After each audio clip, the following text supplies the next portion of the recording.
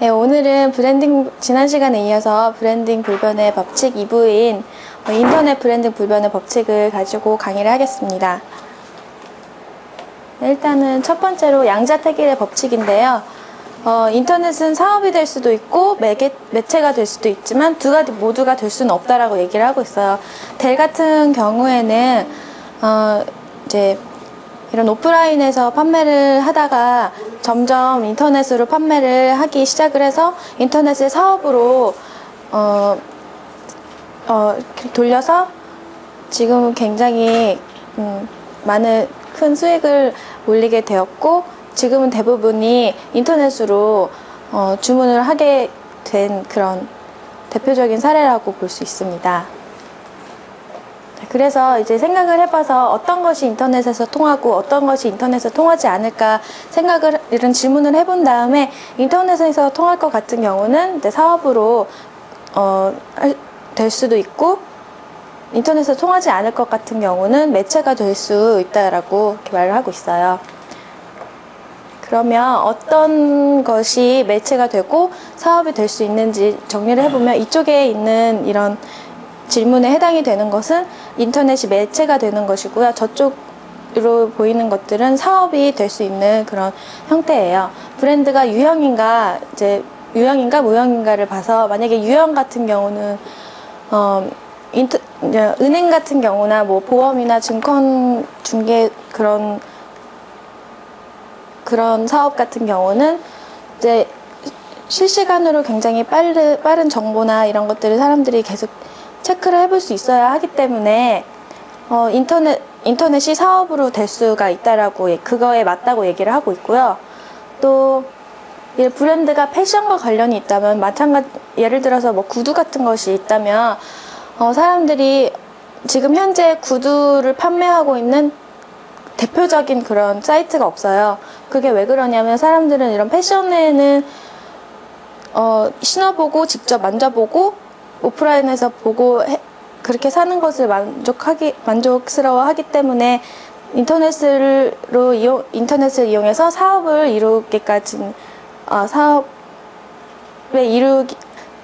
사업은 안 된다고 이렇게 말을 하고 있어요. 또 그다음에 발송비가 구매 가격에 견주어 중대 요소인가를 봤을 때, 발송비가 상대적으로 상품비보다 더 비싸거나 그러면 배보다 배꼽이 더 큰 경우가 돼버리기 때문에, 그런 경우에는 이제 사업을 해야 된다고 이렇게 얘기를 하고 있어요. 그런 경우가 뭐가 되겠냐면요, 식료품 가게 같은 거예요. 식료품 가게는 작은 우유 한 통을 산다고 생각을 하면, 우유를 사서 배송하는 비용이 우유가 500원이면은 배송비가 2,500원이면 그거는 불가능한 거잖아. 3,000원 주고 배달을 시키는 거니까. 그래서 이런 거는 이제 매체가 될 수 있다고 얘기해요. 또 그리고 해당 상품의 종류가 많으면, 예를 들어서 책 같은 거를 보면, 서점을 갔는데 내가 정말 귀한 책을 찾다가 이쪽 서점에 갔는데 없어서 그냥 나오기도 하고, 그래서 결국 돌아와서는 인터넷으로 찾아보게 되잖아요. 그렇기 때문에 해당 상품의 종류가 정말 다 가지고 있지 않을 거면은 오프라인보다는 온라인에서 이렇게 할 수 있다라고 이렇게 얘기를 하고 있고요. 그다음에 상품 구매에서 낮은 가격이 중대 요소일 경우에, 자동차 같은 경우에는 상품 그 가격을 계속 비교를 해봐야 되잖아요. 그렇기 때문에 그 낮은 가격이 중대한 요소일 경우에는 이제 이렇게 매체가 될 수 있다라고 이렇게 얘기를 하고 있습니다. 그 다음에 쌍방향성의 법칙인데요. 이 법칙은 옛날부터 처음에는 우리가 이런 매체라는 것이 신문이나 뭐 라디오나, 거기서 이제 더 세분화돼서 라디오가 나오고, 라디오에서 더 발전돼서 TV가 나온 거거든요. 근데 이런 모든 것들은 신문이나 뭐 잡지나 이런 TV나 이런 것들은 거기서 보내주는 순서대로 거기서 보여지는 그 내용이나 이런 것들을 내가 원해서 선택해서 보는 게 아니라, 그 사람들이 그렇게 내놓은 거를 볼 수밖에 없는 일방적인 그런 매체예요. 그런데 인터넷 같은 경우는 쌍방향이 가능하기 때문에 이게 성공할 거라고 이렇게 얘기를 하는 거예요. 쌍방향성이 없는 웹사이트와 그리고 브랜드는 실패할 것이라고 얘기하듯이 이 쌍방향성에 대해서 굉장히 중요하게 짚고 넘어가네요. 그 다음에는 보통명사의 법칙인데요. 이거는 저번 시간에 그 브랜드 불변의 법칙에서도 말씀드렸다시피 보통명사를 사용하지 말라고 그렇게 얘기를 하는데요. 이 토이스 같은 경우에는 이 토이 장난감을 통칭하는 카테고리를 그 이름을 사용해서 이름을 지은 대표적인 사례인데요. 이렇게 하면서 이 이름을 경매로 낙찰받기 위해서 굉장히 많은 돈을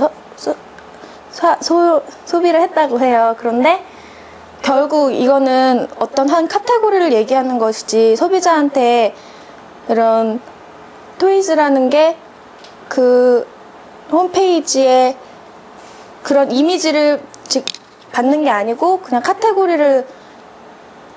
카테고리로 그냥 인식이 되는 거기 때문에 나중에는 결국 그 많은 돈을 사용했음에도 불구하고 많이 나중에는 이렇게 접게 됐다고 그렇게 얘기를 했어요. 그리고 이 찰스 슈왑 같은 경우는 이제 증권 주식 그런 관련 홈페이지인데 이전에 이트레이드라는 그런 홈페이지가 있었어요. 그것도 똑같은 카테고리 안에서 있는 그런 홈페이지였는데요. 그 홈페이지는 트레이드도 마찬가지로 그 카테고리를 얘기하는 단어잖아요. 그래서 그 홈페이지가 망하고 그다음에 찰스 슈왑 같은 경우는 독특한 이름이기 때문에 다시 선두 자리로 꾸준히 이어갈 수 있었다고 얘기를 해요. 그래서 인터넷 브랜드의 보통명사 이름 파멸의 지름길이라고 얘기했어요. 지금 브랜딩 불변의 법칙 오프라인에서도 그게 가장 중요하지만 특히 이 온라인에서는 우리가 가서 만지거나 이렇게 할 수 없고 시각적으로 보이는 게 굉장히 중요하기 때문에 쉽게 인식되도록 하려면 보통명사보다는 어떤 이름으로 딱 인식이 될 수 있도록 이름을 잘 짓는 게 중요한 것 같아요. 네, 그 다음에 고유명사의 법칙이에요. 여기도 비슷한 내용인데요. 맥도날드랑 버거킹이랑 햄버거 플레이스 이런 것도 고유명사에도 이제 제일 좋은 게 있고 그냥 보통 좋은 게 있고 안 좋은 그런 급이 있다라고 얘기하는데, 예를 들어서 맥도날드 같은 경우는 새로 지어진 이름이고 어떤 뜻이 있는 게 아니기 때문에 이 이름은 잘 지어진 이름이라고 얘기하고요. 근데 상대적으로 버거킹이라는 이야기는 햄버거와 킹이라는 그 단어 보통 명사가 조합된 거기 때문에 이거보다는 좀 덜 좋은 이름이라고 이렇게 얘기를 하고 있어요. 또 햄버거 플레이스 같은 경우는 햄버거를 파는 그런 장소이기 때문에 저렇게 이름을 짓는 경우는 정말 망할 수밖에 없다라는 이런 이야기를 하고 있어요. 또 인터넷에서는 이름밖에 내세울 게 없기 때문에 아주 중요하다라고 얘기하고 있어요. 정말 보통 명사로 지어진 홈페이지 주소들이 굉장히 많더라고요. 이 책을 읽다 보니까. 그래서 뭐 예를 들어서 은행 같은 경우는 뭐 ebank.com 뭐 이런 식으로 굉장히 쉽게 지어 넣긴 했는데, 뭐 자동차 같은 경우는 cars.com 이렇게 써 있는데, 그러면 그 카테고리에 대해서는 설명이 되겠지만 cars.com이라고 하면은 이게 내가 가지고 있는 고유의 그 브랜드로 소비자한테 인식이 되지 않는 거기 때문에 고유 명사로 지어서 인식이 되는 게 중요한 것 같아요.